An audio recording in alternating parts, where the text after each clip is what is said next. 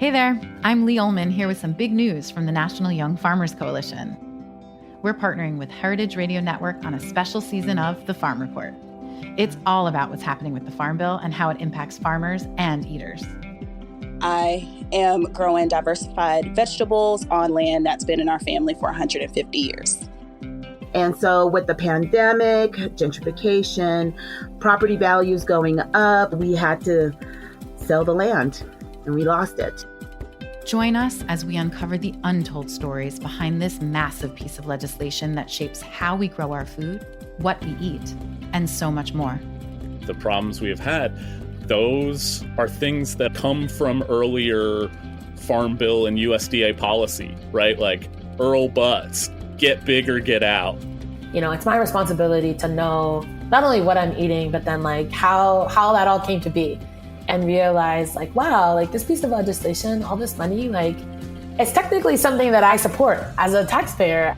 While Congress debates the next Farm Bill, this is not just an invitation to listen. It's a call to action. Be part of the conversation. Subscribe to the Farm Report on Heritage Radio Network, wherever you listen to podcasts. Today's program has been brought to you by GreatBrewers.com, a social media marketing platform dedicated to promoting the world's great brewers and the beers they create. For more information, visit GreatBrewers.com. You're listening to Heritage Radio Network, broadcasting live from Bushwick, Brooklyn. If you like this program, visit heritageradionetwork.org for thousands more.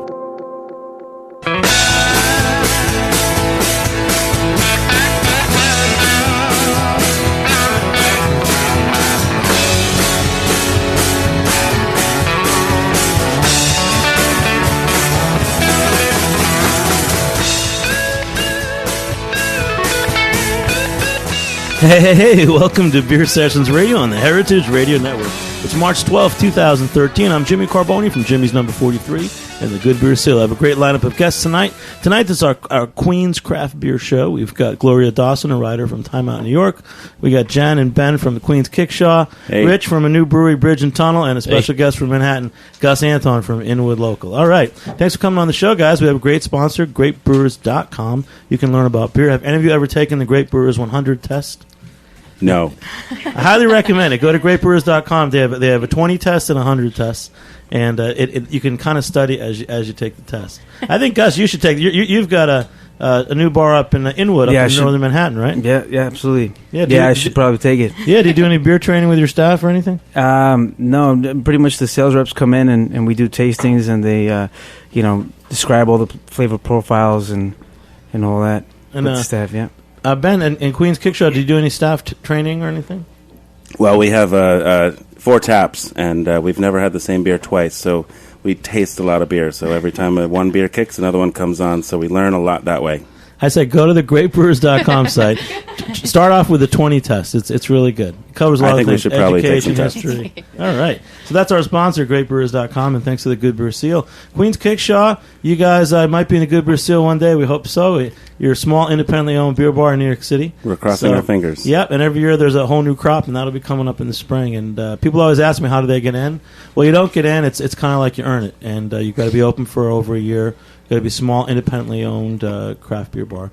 And last year we're up to 41, and there's every year there's new ones opening. And in fact, the other night I went to a very interesting bar called Torst, which was big news in beer after New York City Beer Week.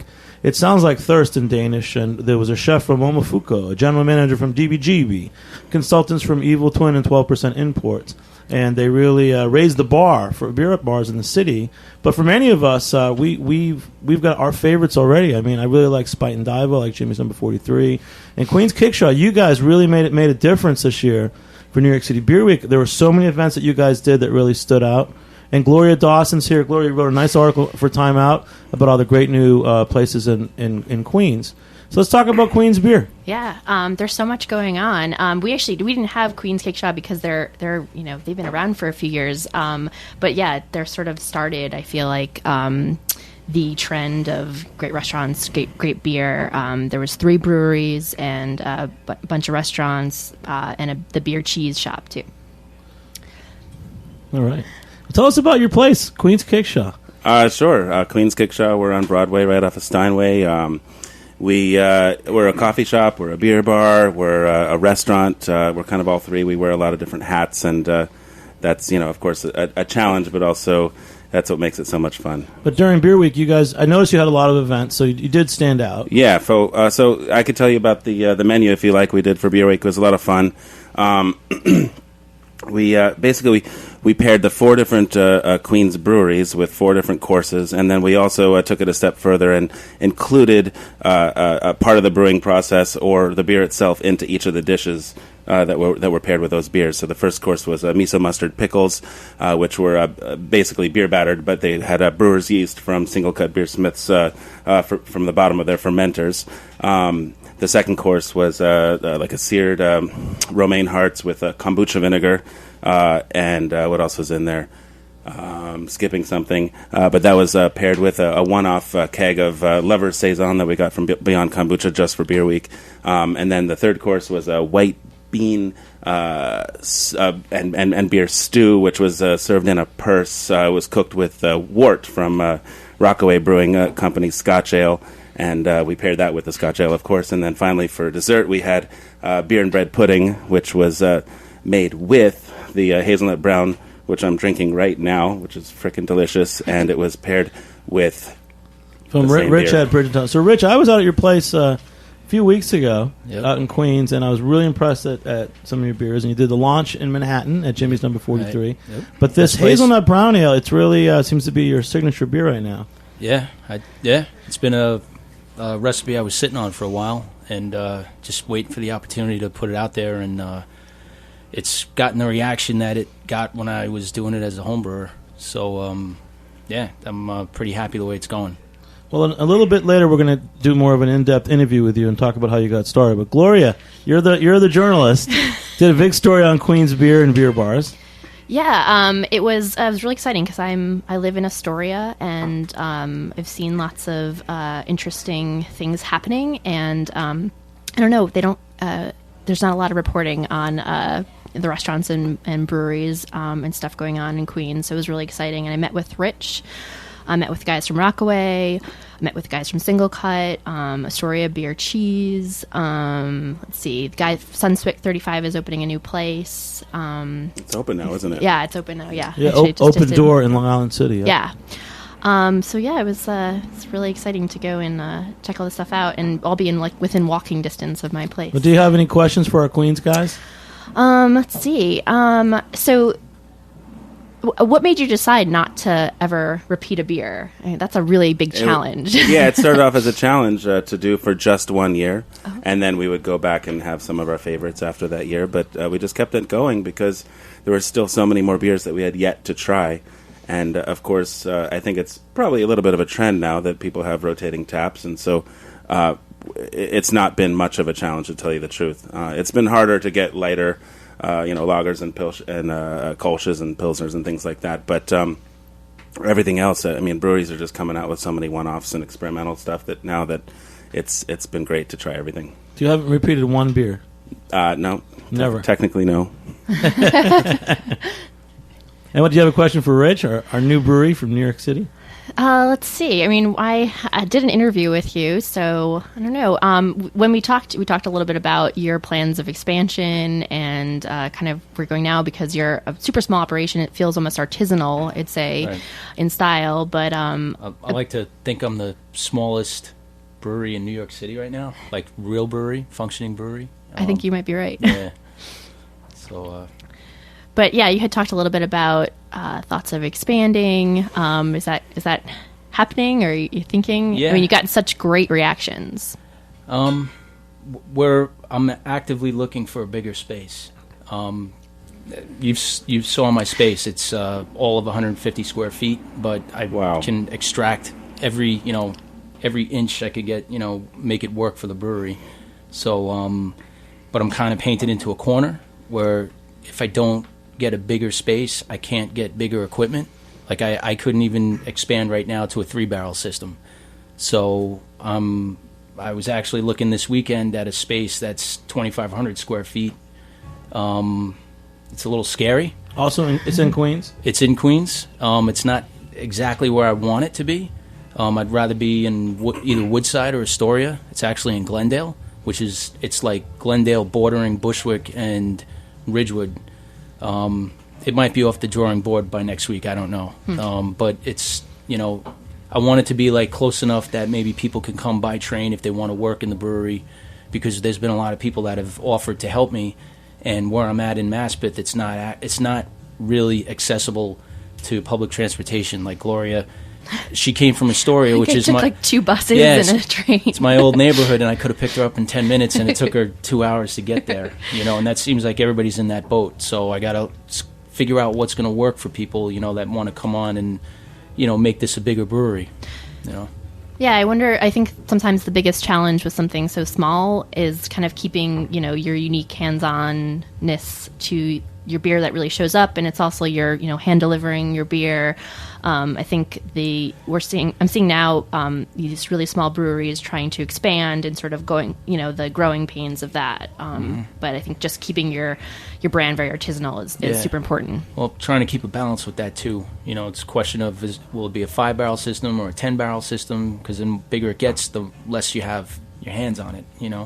I like going to the bars and growler filling stores and meeting guys like Ben and and you, Jimmy, coming down and climbing down the stairs with my kegs. I like it. And what are we drinking right now? It's the Hazelnut Brown Ale, Tiger Eyes Hazelnut Brown. How did you come up with that recipe? Years ago, it was one of the beers that I liked a lot that used to be available at Matchless over in Williamsburg. And this is going back like 7-8 years ago. They used to have Rogue hazelnut nectar in kegs, which you can never find these days.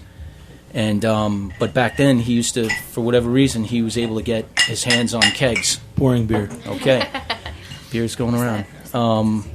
So we used to go in. My wife and I used to stop in there before we had kids, and every Friday and Saturday we'd go someplace, and Matchless was always on the list because he either had the hazelnut or he had a Baltic Porter or something else cool.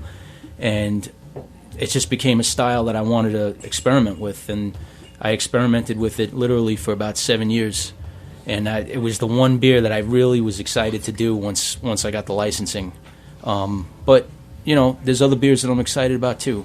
So, it's just one, which is unfortunate with, say, Ben, that he has the rotating tap lines because he did, he sold a lot of it, and I'd like to keep bringing it there, but we got to figure something else out. We sold 5 kegs in 1 week. Actually, and 5 kegs in 5 days. Yeah. But I thought, how can you sell 5 kegs if you're rotating kegs all the time? Well, rotating beers, so we never repeat the beer. So we kept that beer going until beer so you're not just buying 1 keg at a time? Generally speaking, 1 keg at a time, but sometimes 2. But we won't go in between, go back and forth between beers. I see. So you're okay with getting? You caught me in a lie. We're tough journalists here. All right, now that makes sense. Okay, so you'll run with something you like and you'll keep it going, but then when it's out, you won't go back. Honestly, I've never bought more than 2 kegs of anything except for Rich's beer. That's the truth. Nice. So now you know, guys. It went so fast. Just you deliver yourself, a lot of you kegs know at how once. fast they went at your bar. I know. We had 2 small kegs, and literally by the next day they were gone. Did you have the hazelnut? I did, and someone told me I drank 1 whole keg myself, which I probably did. Yeah. All right, Ben. You guys, Queensboro. Yes, this isn't telling me anything about Queens, though. So there's a couple bars in Queens, a couple small breweries. What else is going on in Queens? Okay, let's see. It's everything is pretty small. I don't know if that's the great part about it. It's everyone's really supportive. I feel like everyone knows each other.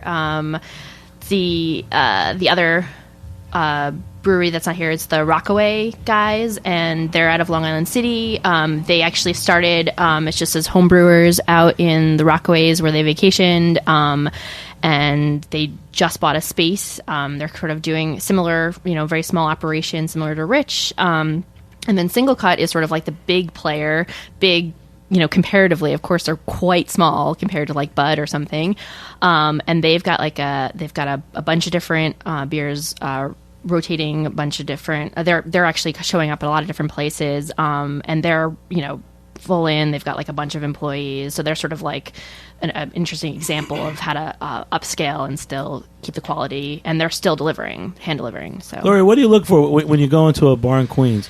What would make you happy in terms of their beer lineup or selection or anything? Let's see. I mean, I like seeing local stuff, of course. That's really exciting. I mean, for a while, I was excited about seeing, before I kind of knew about the local Queens stuff, I was excited to see like a Bronx or something. Also, people who want to talk to me about beer.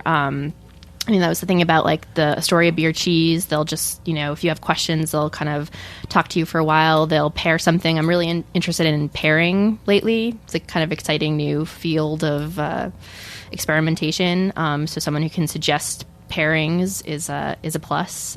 So those were kind of what I looked for when I was doing this story. Rich, what do you like? You drink a lot of beer. You've been making it for a while. When you go out, what do you look for? Like, say you went to some bar you've never been into. What would you look for with their beer selection? Definitely local beers. I'm not really much for beer. I mean, I'll have craft brewed beer, but I like the idea when it's close. I think just the product is generally better, fresher. It didn't travel that far. It's they were able to keep better controls over the temperature and whatnot. So, I mean, I'm more than willing to support somebody that's local. So, and it seems that there's might be more of a trend now for beers to be marketed more locally. So, I mean, if that is the trend, then I'm all over it.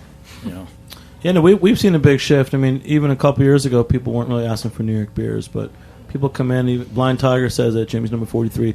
Tourists come to town, they want to try New York City beers. So it's you guys are right on time, man. Yeah. And Ben, I'm gonna give you guys a toast because when I first met you guys a couple years ago, I tried to talk you out of opening a bar cafe, and I know we met at a party and you're enthusiastic. Well, I had to because it's the litmus test. You got to really make sure that their heart was in it, and he we really follow the same believed in tradition. it. Yes. Anyone who wants to open up a business, I try to scare them out of it and see if they're still standing. But you guys on your site, tell us your site because you had cool photos of when you first opened and the renovations you did. You have a really cool story. You don't even remember, do you? It's kind of, it was the time of our lives. I mean, it was so much fun building that place. Our hands were on every inch, every square inch of the whole place building it. And honestly, I mean, that was so long ago now. It's their fond memories, of course, and it's in the history of our Facebook page. But hey, I want to do it again. I don't really look back too much on that. Well, I'll tell you what. When we come back from the break, you're going to come back and tell me about how you guys got started. And then we're going to talk to Rich. He's going to tell us about how he got started. We'll be back in a few minutes on Beer Sessions Radio. You're listening to Real Long Way to Go by Brothers NYC on heritageradionetwork.org.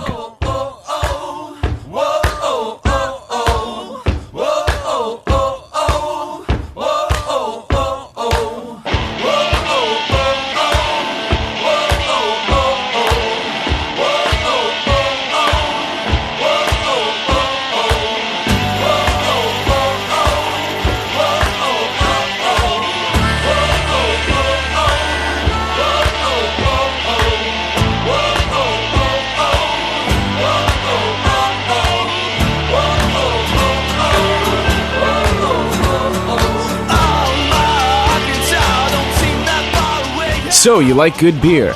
Whether you're a craft beer pro or just had your first sip of an IPA, GreatBrewers.com is your #1 beer resource on the internet. GreatBrewers.com bridges the gap between the world's great brewers and the consumers who enjoy their products. With so much information and misinformation out there, GreatBrewers.com focuses on education and leaves no stone unturned.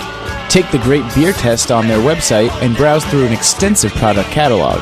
Download their mobile Beer Cloud app, which includes a GPS beer finder, a beer sommelier, and descriptions for over 5,000 different brews.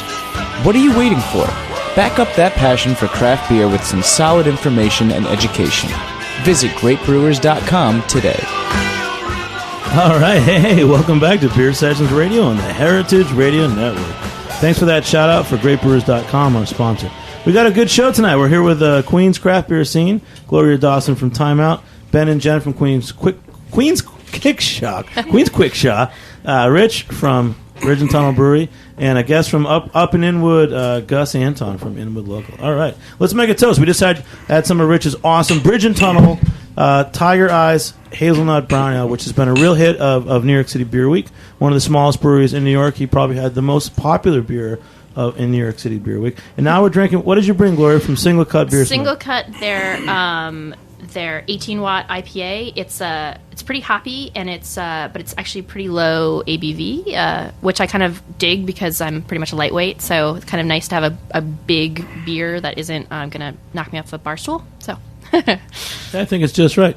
So Ben and Jen, yes, sir. Tell us how you got started. Little Sure, backstory. sure. Queens I mean- Kickshaw and Queens Quickshaw. It's a long story, but if I had to wrap it into a nutshell, it was trying to do as much as we possibly could on a really ridiculously, unrealistically small budget. We went way over budget and had to, put like $65,000 on our credit cards, which we, took out just for specifically in case we were going to go over budget, which we did. And but the funnest part about it was just, designing the whole place ourselves and being there every single day and, learning how to do everything, how to, use the power tools and how to, do everything from sand to use the jigsaw and all the cutters and everything. And to this day, it's been one of the most amazing things for being a business owner, having built the place. Now I know how to repair the place. So I've probably saved, many, many, many thousands of dollars just being able to fix little things that I would have no clue about before. And so with you and Jen, what are your roles in the business? Do you overlap? Do you wear different hats? Yeah, we wear different hats. I mean, basically, I run the beer program and the beverage program and sort of guide the menu and do the training for service and stuff like that. Jen handles social media, human resources, hiring, like keeping up with the media and things like that. And Jen, you want to talk? Hello. That about sums it up. We're a pretty good team, actually. It's the challenges of being husband and wife working together all the time. But I think we complement each other really well because there are different things that we're good at, and so we kind of make it all work. And what are some of the cool things about the neighborhood that you're in? Like other cool places to go? Where do you get I mean, coffee? Astoria is awesome. I mean, there's so many things that are happening these days. A lot of new restaurants and new bars are opening up. The neighborhood is a really solid neighborhood. I talk about this a lot, and it's of course, this brings up larger issues of new restaurants and new and sort of cool things and hipster things and yada yada yada and gentrification. And the thing is about Astoria, it's a really strong, solid neighborhood. It's there's not a lot of turnover happening, although of course it's moving in a certain direction, but much slower than other places like Williamsburg or the Lower East Side. And so it's exciting that all of this can still happen within the context of a solid neighborhood that's not getting destroyed. And then how did you guys get so involved in Beer Week this year? I saw Queens Kickshaw all over the place, did a lot of events. And in particular, I know you guys tried to bring in all the Queens breweries. So was that natural for you, or had you been working on that for a while? Did people approach you? We definitely have a strong sense of Queens pride. We live in Queens. I was raised in Long Island City. We have a very strong sense of pride about where we are. We knew that we wanted to open a business in our neighborhood, and I think that definitely carries across. Our customers also really appreciate and see that. And can you repeat the question? No, but you're getting somewhere. You're doing good now. All right. And okay, on a typical day, what can I get at Queens Kickshaw? On a typical day? Well, we specialize in grilled cheese sandwiches. Pretty soon, you're going to see a whole new menu at the Queens Kickshaw. We've hired a new chef a few months ago, and he's just, kicking out some incredible stuff that we've been doing all these different pairings with. So, we've been doing tasting menus for like New Year's Eve and for Valentine's, for Beer Week, for Cider Week, and we're going to continue with the pairings, of course. But we've got a whole new menu coming out, and so that's really exciting. Brunch started recently, we're just kind of knocking it out of the park with that. It's wonderful. The food's great. So you can get in the morning you can get amazing coffee, specialty coffee, grilled cheese sandwiches in the afternoon, and at night we're specializing in craft beers. All right. And you guys have a great music scene going there. Oh yeah, now, Friday right? nights Yeah. we do music. That's once a week. And one of your beer stories I really liked was from Single Cut. Was Mhm. that what was your? It was the Christmas Eve.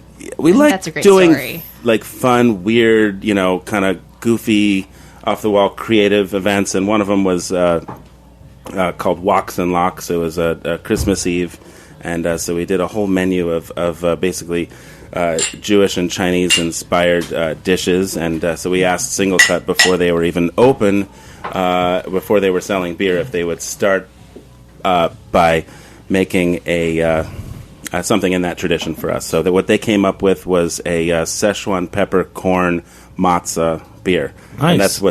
and it's become one of their most popular beers as far as. From what I've heard, they call it the Jan Olympic White Lager, and it's delicious. What are you going to do for Passover? That's a great question. I'm doing a cider dinner, just so you know. Oh, yeah? Oh, cider goes with Passover. That should be good. It's cider. It's called cider Cedra Seder. Wonderful. That's wonderful. You're not doing anything special for Passover? We haven't thought about it You yet. should. We haven't thought about it yet. Come on. I agree. That's the thing we didn't even pick. Who's doing anything interesting for Passover? It's not on your radar. I got St. Patrick's Day on my. I'm doing. Then I won cider Cedra Seder at Jimmy's number 43. All right. Wow. Yes, Maybe I noticed after New York City Beer Week, kind of like all the events just went flat. The last 2 weeks, there was like not too much going on. Everyone's regrouping, so it was a lot of fun. I will say that. And Rich, we're gonna get to you now. So I know a little bit about your backstory. We went out with some riders. We checked out what you were doing, and you really just started as a home brewer, didn't you? Yeah, I've been brewing for about 10 years, going on 11. But, most of those years were as a home brewer, brewing out of an apartment, small apartments. My wife and I were first living in a studio over in Long Island City, and I was working a job where I had Tuesdays and Wednesdays off, and a buddy that I was working with, that he was a brewer, and he kind of like tapped into something that I always wanted to do, and he was like, listen, we both have bad days off. Why don't you get into brewing and I'll start brewing again, and we'll bring beer in. And that was, like I said, almost 11 years ago. And then I just locked in with it, especially like I did extract brewing for like a couple of batches, and then wanted to try all grain, and then I just love the process, and So where did you first get your good all grain recipes? Online? Were you reading any books like Charlie Papazian or anything? Actually, there's a book out that's it's called Designing Great Beers, which like really gets into the math of brewing, and like with the bad days off, like I just really just poured over this book, and it taught like the math in this book makes it possible for you to just really sit down and work out your whole recipe, with you have pen, paper, calculator, you do it all, and it's like the same methodology that, let's say like a Beersmith program or, some of the software that's online it mimics. So basically I started off just doing it by hand, and I'm kind of refused to let go of that. So, but yeah, Designing Great Beers, it's an older book, and I got it off of a bookstore on Steinway that went under, and another place came up in their place, but they used to have in the very back, they used to have like books that were like discounted, dead stock kind of books. And this Designing Great Beers, it had a bent cover, and the guy was selling it for like $5. It was a $20 book, and I was like, I'll take that, and That's an awesome it turned out to story. be like my Bible. Yeah. Well, one thing I like about also having been to your brewery, you're meticulous. I feel like that technically you're not making any mistakes. Right. And a lot of things you made by hand or you rigged up. Whole system pretty much built myself, which I'm sure Ben can relate to. When you really get your hands into something and you start from the ground up and build it, and then you see it working, worst case scenario, if something breaks, you know how to repair it. If it's not working the way it's supposed to, you can tweak it and make it perform. But that's how I've been finding the whole system so far. I mean, like I said, I built it myself, and at first I was really like reluctant to put that out there. But now that the more that I get exposed to other, now that I'm looking into possibly bigger systems, I realize that my little system is just a tight little system, and it's been working really well for me. No, I can tell, and you haven't really made any mistakes. I haven't had a bad beer yet, which is kind of a problem with some new breweries. Sometimes you get some off beers, Yeah. What's the other beer that you brought? The stout? Yeah, I brought the my stout. It's calling it milk and oatmeal stout. It's really a milk stout with let's taste that. Yeah, generous. And Jen from Queen's Kickshaw is our sommelier today, pouring for everyone. Yeah. And so there's lactose in the boil, and there's oatmeal in the mash. I was trying to go for kind of crossing both styles. And I'm just going to finish my beer so I can get some. And then Rich too. You're not trying to make too many styles, or are you? You have a few beers that you're making right now. Like how many beers are you making? I would like to make a lot of styles, but I'm a one-man show right now, and one of the things that everything for me is kind of like a triage activity. Like what can I do now that's going to get the beer out, and what can I fit in around it? And one of the things I consistently find that I have trouble fitting around is going through the labeling process with the feds in the state. So that's been the one thing that's been holding up my recipes. You know what I mean? So right now I have so every time you make a new recipe, you have to get it approved. It's a 40-day process, and I've only had the brewery going since September. So I have five recipes officially approved. The fourth one went into the kettle last weekend, which is it's going to be a black rye IPA. But that in itself has been slowing me up because it's a matter of, do you sit in front of the computer or get this paperwork together and mail it off and make copies and multiple copies and the whole bit, or do you get in there and clean kegs? You know what I mean? And I'm trying to figure out how to push it forward and get the paperwork done. But that's so far, like I said, 4 beers have been officially produced. 5th that I have the labeling for, but I haven't done yet. So, but yeah, I mean, I'm all for different styles. I have a whole bunch of recipes that I'm kind of itching to dig into, But what's the 5th style? 5th one is going to be called Redbird Express, Belgian Red IPA. It's named after the 7 train, the old Redbird 7 trains. You have some great names for your beers. Well, it's got to be about Queens, Good stories. Yeah.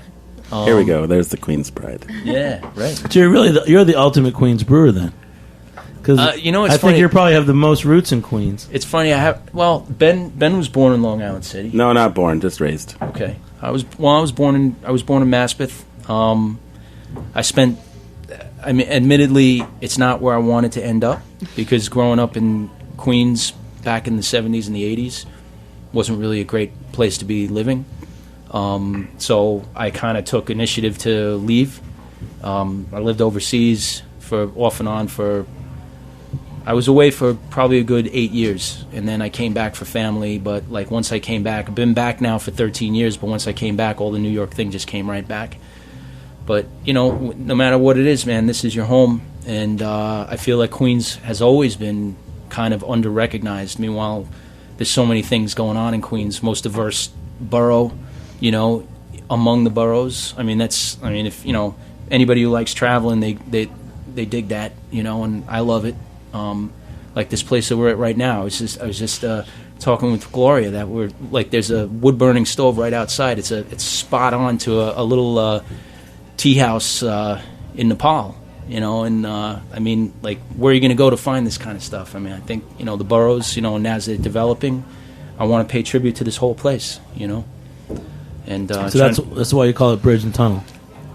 Well, Bridge and Tunnel, bridges and tunnels unite the city. I don't really care what other connotation the term might have. For me, when I was a kid, it was a term that simply meant that you lived in the boroughs and that you commuted to the city to go to school or to party, and that's what everybody did back then. And I went to school in the city. Come the weekends, I was always in the village, and you know what? I'm reclaiming the term. I think back then it was positive, and I think you're making a difference by making a good beer. Right on. Yeah, definitely. All right, and you can just be Queens and Brooklyn. Cheers exactly, to you, man. All right. Cheers. Well, guys, this is cool. Yeah, and who can make the coolest sounds with their beer glasses? How about that? That's Ben. All right. Cheers to everybody. Now, this is a pretty intense show because a lot of you guys I've met recently, and we haven't done a Queen show before, so. There's definitely good stories going on. Lots of I think stories like the one Rich just told of just people sort of liking their neighborhood. I mean, same with like Rockaway kind of had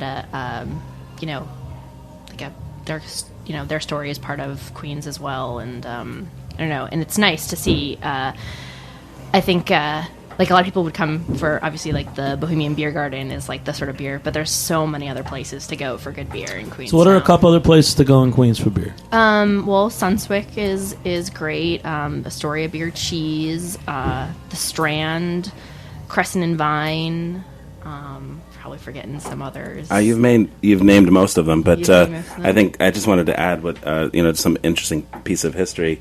Basically, when Jen and I were opening up Queen's Kickshaw while we were building, we discovered someone else sort of grabbed the name Kickshaw, so we sort of had to do a little research on our neighborhood to figure out if we wanted to rename it something else, which is how we landed on the Queen's Kickshaw, because we really wanted to identify with the neighborhood. But in the process, we went to the Historical Society and told them our story and what we were going to be doing, and I'm not a historian, so I'm probably going to bastardize this whole story, but basically Astoria was a haven for brewing and beer gardens before Prohibition. So there's really, if you had to say that there was a place in New York City that kind of pulsed with beer and the etheria of the streets and the history of the place, that would be Astoria.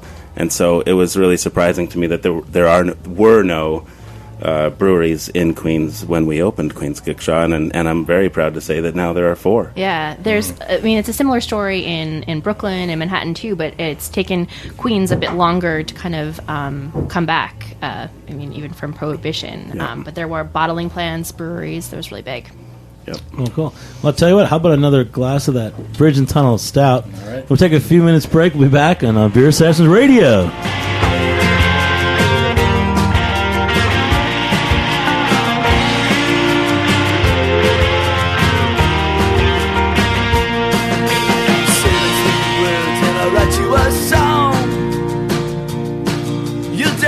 I sing, then I'm heading on. Go to sleep, child, in the morning I'm gone. Because 12 hours here, 12 hours too long. 30-odd years, man, was like a crystal reckless name with some charm in your sister. 30-odd years, man, I've always known trouble always starts on that open road. Trouble always starts on that open road. Hey, welcome back to Beer Sessions Radio on the Heritage Radio Network. We're out here at Roberta's in Bushwick. Bushwick is right next to Queens. It's right next to Ridgewood, Queens. Yep. So we're right near Queens. Honorary Queens. Honorary Queens, and you guys missed a couple Queens beer places. We were saying Alewife, Long Island City. Of course, there's the new beer garden. You got it. I mean, if you're going to do a beer garden tour, you got to go to the old beer garden. So usually we tell people to go to Good Beer Seal and check out places like Sunswick is on Good Beer Seal. But is there any other site to learn more about Queens places? So I know there's Edible Queens. Astoria is another good website, and then there's Borough Magazine. They focus on Queens and mostly Long Island City and Astoria, so they're both good. We got a great story from Rich about Bridge and Tunnel Brewing, and we're still talking. Let's keep it going, guys. This is cool. Everybody's starting to talk. And we got a special guest here, Gus Anton. He was going to be a calling guest. He's a fan of. Are you from Queens, Gus? No, I'm not from Queens. You're not, but you're Greek. I'm Greek, yes. Again, a lot honorary. Of Greeks in Astoria. All right. So you've tell us what you do. You got some place in Manhattan up in Inwood. Yeah, it's all the way uptown. A lot of people think it's in the Bronx. Inwood is at the very tip of Manhattan. And we're pretty much a wine bar and beer garden. We've got about 30 or so seats in the back. We have an outdoor. Well, it's not. It's kind of outdoor. We tented it due to the possible noise that might escape from people kind of having a good time and drinking out into a residential building that's behind us. And then in the front there, we have about 30 plus more seats. So, Gus, you're going to have a quick story with you because you're our little studio guest here. But it says you have a limited beer knowledge, but you know enough to know that Inwood would need a place with a respectable beer list. So, what kind of beers do you have up there? We've got about 3 of the Trappist beers, and we do 16 rotating taps, domestic, imported. All right. Yeah, well, listen, cheers to you. Thanks for coming on. Just want to say a quick shout out. You're going to learn a lot about beer. Keep listening to us on Beer Sessions Radio. Absolutely. Thank you. And, thanks for having me. Hopefully... You've been up there, Gloria. So yeah, I went up there for my next piece for Time Out, and I walked in, and it shows what Inwood is. It's just a great, diverse place from the people, the beer, and it just totally made me smile up there. And you've got 2 other places, so you kind of are slowly kind of changing. I feel like Inwood's. If you eat in Inwood, most likely you're going to eat one of your places. One of my places, maybe. Yeah. Well, my dad had a place over on Dykeman Street in the '60s. And he had it for about 4 10-year terms. And then what was it called? It was called the Cloisters Cafe. Yeah, anyone that's been born and raised in that neighborhood knows exactly what it was. It's turned into a bank now, but he was there forever. And he still, he tries to help me whenever I go food shopping. He'll come along with me. He's in his 70s now, but he's restaurant. Yeah, a long time. Yeah. And what's the other place? The Garden Cafe is actually further north on 207th Street in Broadway. Yeah. And it's pretty much on the same block as the Beer Garden. So, Gloria, you have a Time Out article coming out about Inwood? Actually, it's just Beer Gardens, sort of spring stuff going on. But yeah, this was a little bit off the beaten path. But I walked in, and it just really fits with if people want to try beers. And you've got like a great deal on Fridays. They have like an open first Saturdays of the month. First Saturdays of the month. Yeah, 10 to 1 a.m. 3 hours. We do an open bar for $30. And pretty much all of the drafts are available. A lot of the house wines, and then we do sake cocktails. Yeah, it's a really great space, and just like great place to chill. It was all right. So that was our call-in studio guest. Came all the way to say hi, and we're going to see you again, Gus, because we know you're a rising star. Thanks a lot. Doing a great job of it. Thanks for having me. All right. So back to Queens. Well, Gus, why don't you join in on this one then? Let's talk about Queens. So you said you've checked out some of the Queens bars. Yeah. Okay. Did you want me to mention? Yeah, which ones have you checked out? Well, I've actually been at the Kickshaw a couple times. I love the place. I highly recommend it. How about this? He's going to tell us more about the Kickshaw than the owners did. Okay, what does it look like, and how big is it? You walk inside, and you never expect what's back there. I thought it pretty much ended where the bar was, and when I first walked inside, I said, "Wow, where are they going to sit us? There's nothing left here."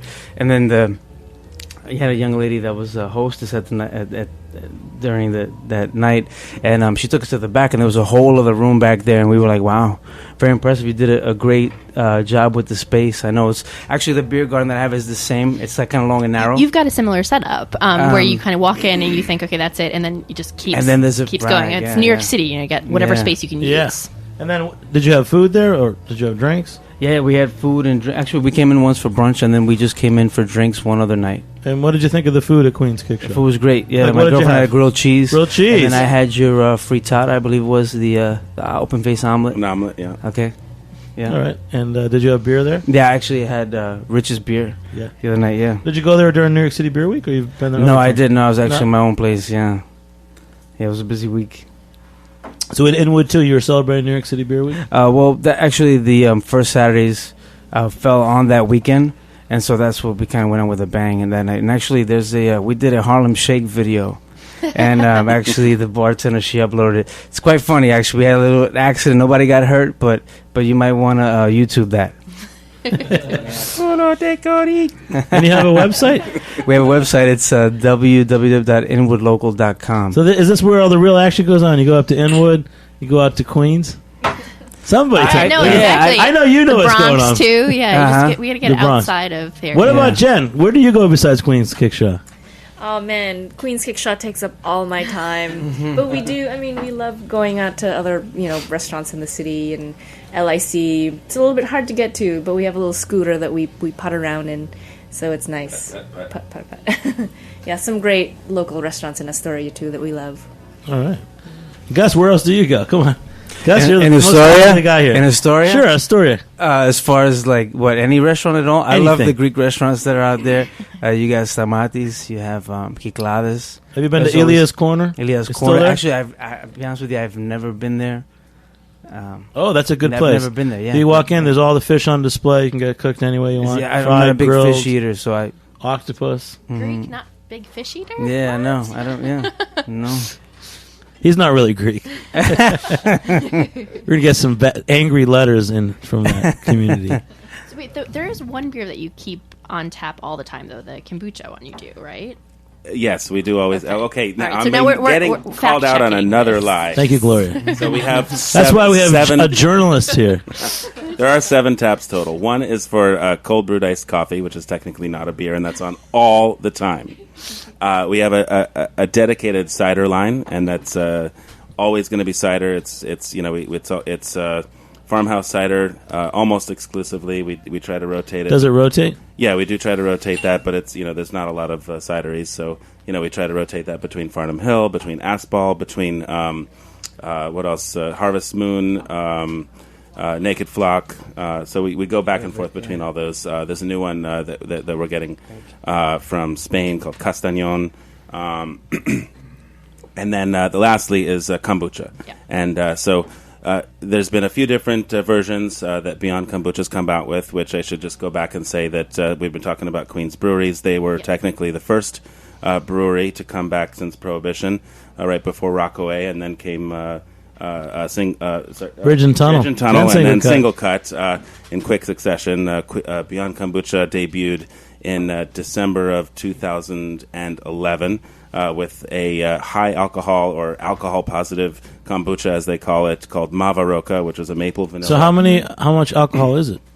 About 7% alcohol. So it is like it's a alcoholic kombucha. Yeah. Wow. So basically, it's a kombucha. Never base, heard of that. Fermented tea, which then goes through a secondary fermentation with sugar and yeast, maple syrup actually, and yeast. And so actually, I'm looking forward to tasting this with you guys. Did you bring here some? today. You brought some? We brought some kombucha. It's called Yes Love. It's a new thing, and we've had it once. We had it for Beer Week. It went in a day. So I'm very excited to have some more right now. And basically, Yes Love stands for Yarrow Elderflower Saison. So it's got Saison yeast. It's also got the love means that it's been combined with Lover's Saison. With Lover's Saison as the base. So it's got Love Potion in there, which is honey kombucha. It's got aphrodisiacs such as Damiana, Miura, Puama. I'm literally rattling off everything. Are you coming on to me, Van? Yes. Yes, love. Yes, love my potion. But they're a great story of working with red tape because they were actually not allowed to. They had to get a liquor license because they had too much alcohol in their tea, and instead they went full on and opened a brewery and just kind of. Took the red tape and kind of made a new business out of it, which is kind of cool. Because you hear about a lot of people, having problems with New York State liquor laws, but they kind of made a good business. If you remember, actually, a couple years, or it was probably about 3 years ago now, all the kombucha had to be pulled from the shelves of Whole Foods, and it was because they were finding alcohol levels higher than 0.05%. And so Spiro from Beyond Kombucha decided to take it, a new route and just accept the alcohol. Well, let's go around the room. We've got some good tasters here. Gus, Rich. Let's start with Rich. What do you think about, as a brewer, what do you think about this 7% kombucha? It's very interesting. I mean, it's very fine head, good head retention. It's like a amber chestnut color. Well, keep in mind also there's amber malt in here. It's also brewed with Santiam hops. So I mean, it definitely crosses the boundary between beer and kombucha. And supposedly I know a little bit about kombucha. It uses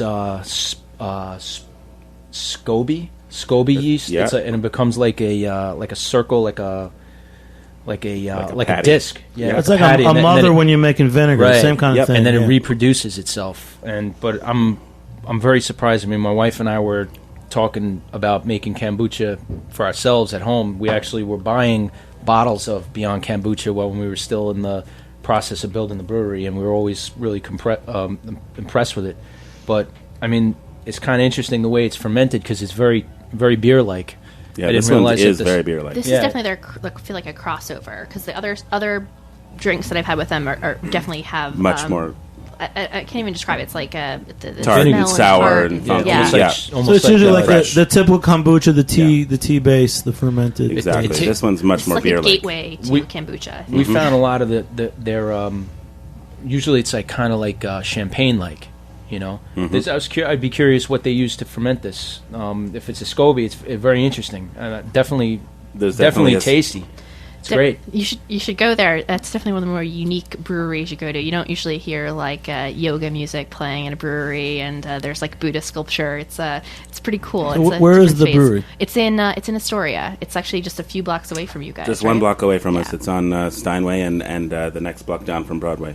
And what does a kombucha brewery look like? Does it look like a soda factory, a brewery? Yeah, I mean, it looks like a small brewery. They just happen to have, it's fermenting longer, so it's like cloth covered barrels, and you can see the fermented. It is those rings. It's a little different looking, but some of the fermenting tanks are fairly similar in some ways. So. Yeah. So you guys the only time anyone's ever asked me to put kombucha on draft is someone that doesn't want to drink.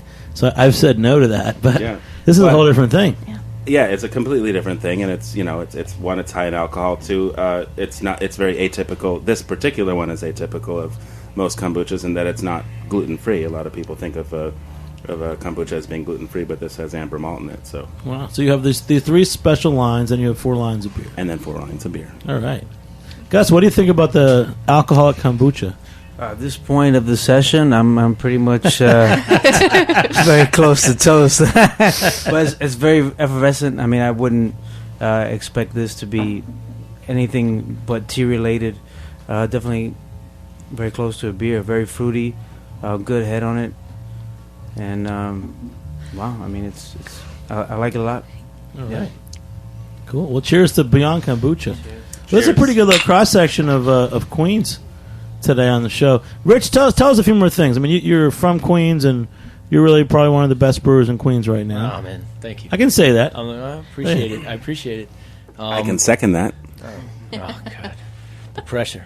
I would say if I'm going to speak for myself, I'd say I'm the smallest and scrappiest brewer right now in Queens. Definitely the underdog. But, yeah, I don't know. I mean, like I said, been brewing since professionally now, if you want to call that, since September, and process is slowly getting easier. Initially, in the beginning, it was like, getting the system to work for me, and I took a lot of injuries in the beginning, which, the way I see it, if you get a good story out of it, then it's worth it. So maybe that's the Irish side in me, but I got hurt a lot, and it was kind of every injury I'd be like, all right, well, I'm still standing, let's keep going, and I'm going to laugh about it later. Like I did the first homebrew club that I spoke with was guys over in Greenpoint, the Brooklyn Bruisers, and I went there, and my beer was just so young. There was the Hefeweizen, the Dunkelweizen was in the fermenter for a short time, and I kind of forced out a keg so I can get a sample for these guys, and headed over there with the stout and the Dunkelweizen, and the whole time I'm giving this presentation, and meanwhile I had a 2nd-degree burn on my ear and you guys saw the way my kettles are. They're kind of different heights and stuff. The boil kettle is right eye level, So, but yeah, I mean, it's getting easier, and just trying to move forward with it and get more styles out there, and keep it basic, All right, man. Yeah. Well, cheers to you, and cheers to everybody here today. We're going to do a quick wrap up. Gloria, anything else you want to say before we close out? No, I think everyone should come out and try all different drinking opportunities in Queens. There's tons of choices. So. All right, Jen from Queens Kickshaw. Anything coming up at Queens Kickshaw we should know about? Yeah, actually, we're turning 2 years old on March 28th, so we've got some stuff planned. We have like a crazy, awesome lineup of anniversary beers, both that are going to be both on tap and in bottles. And again, as Ben mentioned, we're debuting a new dinner menu, so look for like sort of a preview on that too. And then some live music and just a good time, like a toast with all of our guest customers. And Ben, what's your favorite beer right now? I just wanted to make a shout out to Big Alice Brewery. Oh yes, we've never tasted anything from them, but I can't wait to see what they're going to come up with. They're a new one on the horizon. A new one in Queens? Yeah, another one in Long Island City. Rock out. Yeah. And Rich, just to give a quick shout out, anything you're doing? Bridge and Tunnel Brewery? Yeah, well, I'm gonna have some IPAs coming up. I want to work on something with maybe the sequel to Angry Amel. I'm thinking Angry Ingrid. Might get maybe one of my female fans on the tap handle. The angriest woman that we can find. Oh, you do great tap handles too. Yeah, cool. Awesome, man. We're going to be back and talk more about that. And Gus, anything going on up in Inwood local? Actually, for St. Patrick's Day, if you guys are in the neighborhood, we're going to do $5 pints all day on Sunday. All right. Yeah. And hey, thanks again to our sponsor, greatbrewers.com. Thank you for joining us tonight here on Beer Sessions Radio. I'd like to thank everybody. We got Gloria, Ben, Jen, Juan, Rich, and Gus for joining me here on the Heritage Radio Network. I'm Jimmy Carboni. Thanks to our producers, Jack Inslee, Brie O'Connor, and engineer Joe Galarraga. Thanks for listening, and we'll see you next time on Beer Sessions Radio.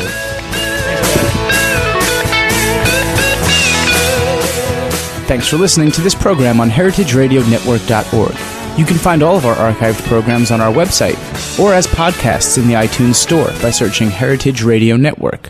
You can like us on Facebook and follow us on Twitter at heritage_radio. You can email us questions at any time at info@heritageradionetwork.org. Heritage Radio Network is a non-profit organization. To donate and become a member, visit our website today. Thanks for listening.